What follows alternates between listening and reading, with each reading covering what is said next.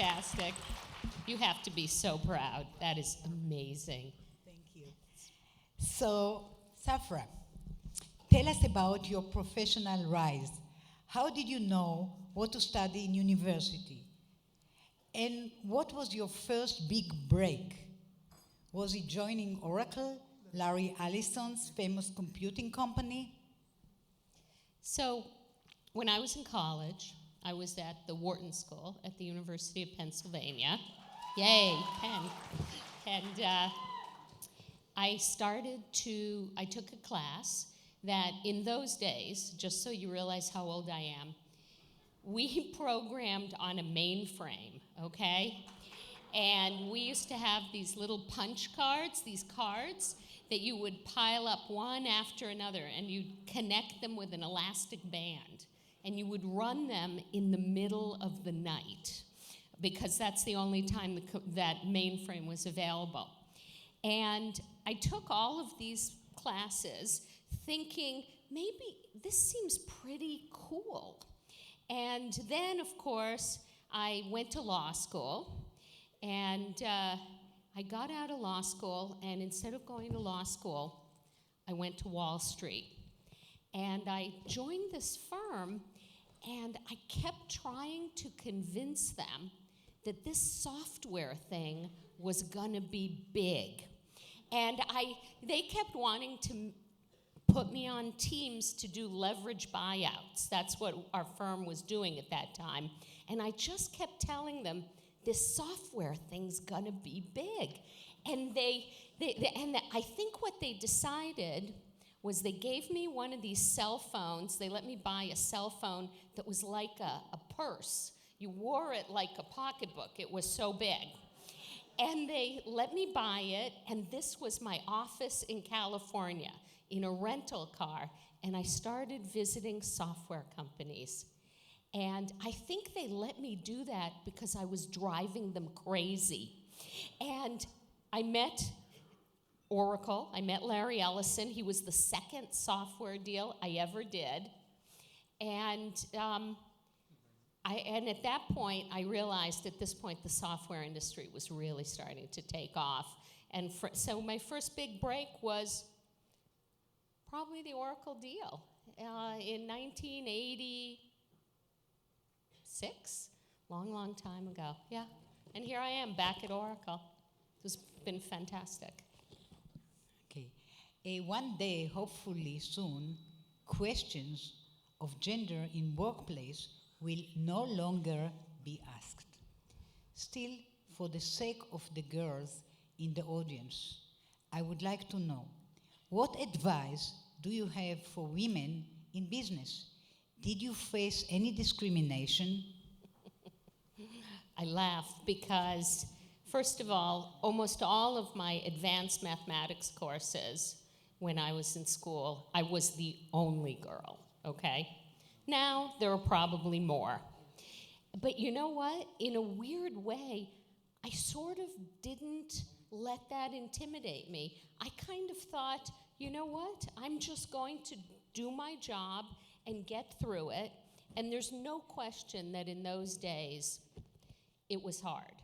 Because no matter what, even unintentionally, senior executives would think that, like, we'd be sitting in a meeting. I'll give you an example. I'd be sitting in a meeting with two people who were junior to me, and the senior most executive would hand me papers and tell me to go make copies.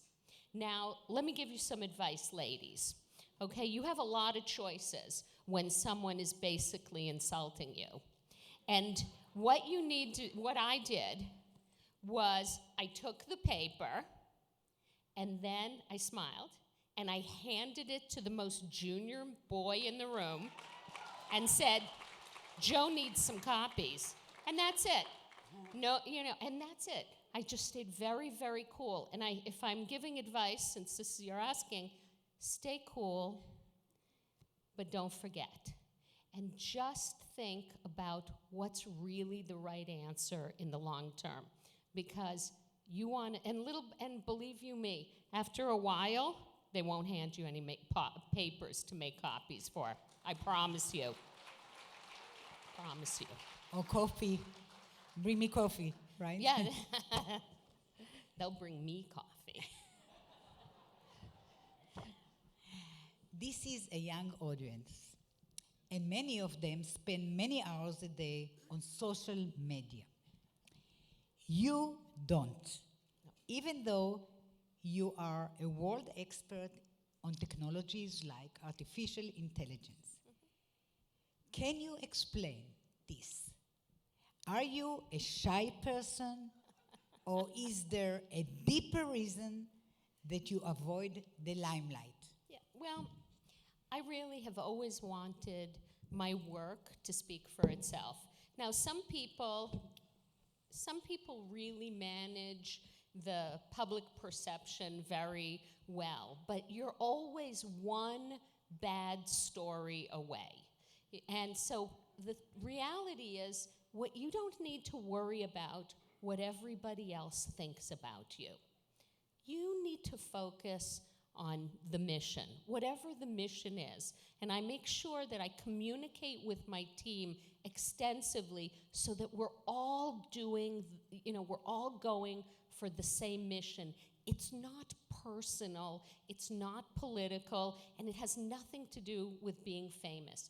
If you do a great job, everything else takes care of itself.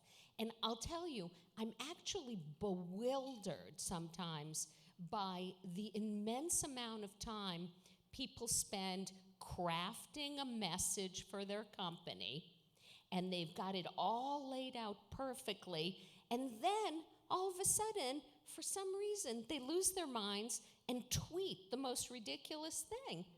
And it undermines their entire message for their company. So now I will say, there are a couple of tweeters that I think are doing an amazing job. One in particular, I won't mention him, but that's one of those cases where he knows how to communicate directly. Me, I'm not that good. So I just like to stay on message, do my job, and let everything else take care of itself. That's worked for me this far. If it doesn't work out later, I can always go back to waitressing. So, Like which I loved. Waitressing. Maybe you'll hire me here. I'd be quite good.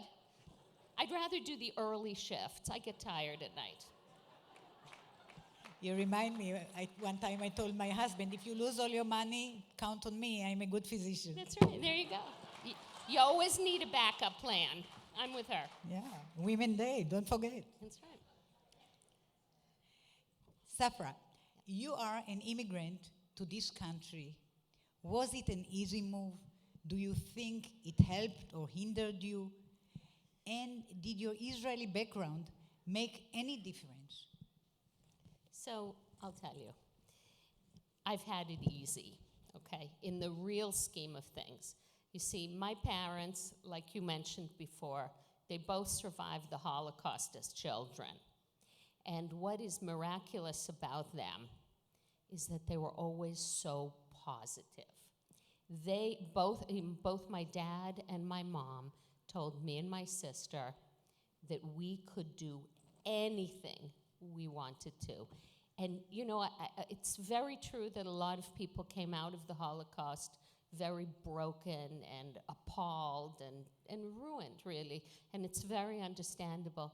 I'll tell you, my parents came out so grateful to be alive, so grateful to be first in Israel and then in the United States. My dad talked to Sheldon in Israel, thanking him for everything he has done for the Jewish people. And there's really not a moment that I go through the day that I am not amazed, almost stunned by the enormous luck that I have received being, growing up here in the United States. I mean, if anyone thinks that the United States does not still deliver the American dream, they are wrong. This is an amazing, amazing country. We should all be so grateful to live here. And those of you who are here, I know you are incredibly grateful to go to a school as magnificent as this school that you've created. Because think about what the opportunities for these children are. So for me, I tell you, when I came to the United States, I didn't speak any English. I was 5 years old. It was right after my dad got out of the military. We came to Boston, to Brookline, Massachusetts. And my first grade in school was first grade. And I had a teacher, her name was Miss Peach, and she would come and take me out of class to teach me English. I would have none of that, okay? About 2 months into it, I did not want to be singled out. I wanted to be like the other students. And after a while, I made like a deal with the school, and they let me stay in class. And that was it. And being an immigrant makes me grateful. That's what it makes me. Every day, I'm grateful to this great country, to the state of Israel, and to really the amazing, life, including my wonderful husband and gorgeous sons, unmarried, gorgeous sons. Did I mention they were unmarried? I mentioned handsome. He's handsome too, yeah. You did.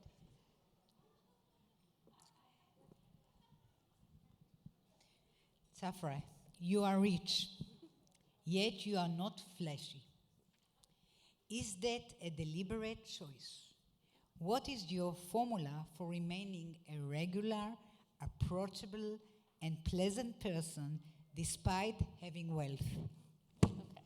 So, once again, this is entirely, thank you, you're too kind. And you should be talking of all people who are approachable, right? Look at this woman.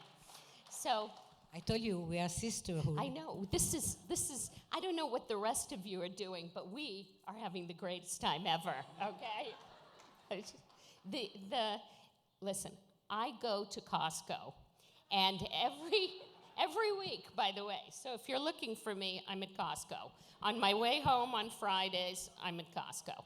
So there is nothing like the look of one of my employees running into me at Costco, okay? So, they come up to me, they, want to introduce themselves. I have 140,000 employees worldwide. I don't know them all. So, invariably, I know what they really want, a selfie. So, there are probably 100 selfies of me and my employees at Costco. Now, usually I tell them, if they want, they can come with me because I'm going to Safeway next. But usually they're too busy to hang out with me. So I like it. Listen, we came from nothing. We came from nothing. Every minute is a joy. The only thing I care about really is, this country, Israel, and my family, and my job, and the responsibility. That's it. I don't have anything else that I'm really interested in. That's it. It's easy. Yeah, sister, it's the same values of mine. Yeah, it's amazing. Exactly. You're my hero. This woman is my hero. I mean, look at this. Oh my God. I can't believe. So you still have 125,000 minus 100 potential selfies in That's Costco. right, exactly. Exactly. I've got about 139,900 selfies to go. And believe you me, sometimes it's a long day. Yeah. In fact, we're bringing Oracle Open World to Las Vegas. Wow. We are. So you guys can come. Yeah. That's right. Great. And the corona, is it soon or later on? No, it's not till this fall. Corona will be over by okay. then. Be over. Okay, finally, as a resident of the San Francisco area, where one of my daughters lives and one of my sons studies. Can you recommend a good restaurant in the city? I'm the last person you could ask for a restaurant. But you know what I will do is I will tour you next time you come to our school at the Oracle campus, okay? Because this is embarrassing me because we built the first and currently only public charter school on a corporate campus. But from what I've seen today, we've got a lot to learn. So thank you. Thank you so much for having us. You're amazing. Yeah. Amazing. Thank you. I want to have another final small question. Okay. And it's when you talk that your parents survived the Holocaust, and thank you for every day, and they're optimistic, and every day, it reminds me the prayer every morning that the Jewish people are saying, Modéani. I wake up in the morning, I thank God for my family that is healthy, and thank God for the people of Israel, our community, and this is my Modéani. And it was amazing talk about your parents, that with all the pain that they suffer, they installed in you optimism. And I think one of the secret of being happy person is being optimistic. That's right. That Yes. To see every day, everything as a thank you. Thank you for, thank me, thank God, or thank whoever you believe in for letting me have all those opportunities in life. And let me say thank you to Miriam and to Sheldon for making so many things possible. I'm telling you, people, you have no idea the level of respect and gratefulness we have to what Miriam and Sheldon do for everyone, for this country, for the people and for the Jews around the world. They are true miracle workers, and at this time of Purim, they are Esther. They are the ones who now is the time, and they are doing it. We are blessed, and you are really blessed to have them in the community. I am blessed to have them as friends. Thank you, Safra. And wait, Safra, we have a special gift for you in appreciation for joining us this evening. We know how passionate you are about America and Israel, freedom and opportunity. Local artist Leila Spiegel, that you have met her father, Tom, her father-in-law, and daughter-in-law of Adelson board member Tom Spiegel, I was faster, made you a tzedakah box covered with the images of all you value. There is a quote on the bottom of the box from the Talmud. Let's read it. We hope you like it. What's the quote? I love it. Tzedakah outweighs all other mitzvot. That is from the Talmud, Bava Batra. Yefé mod. Very nice. Beautiful. Thank you. Thank you. This is magnificent. Toda rabba.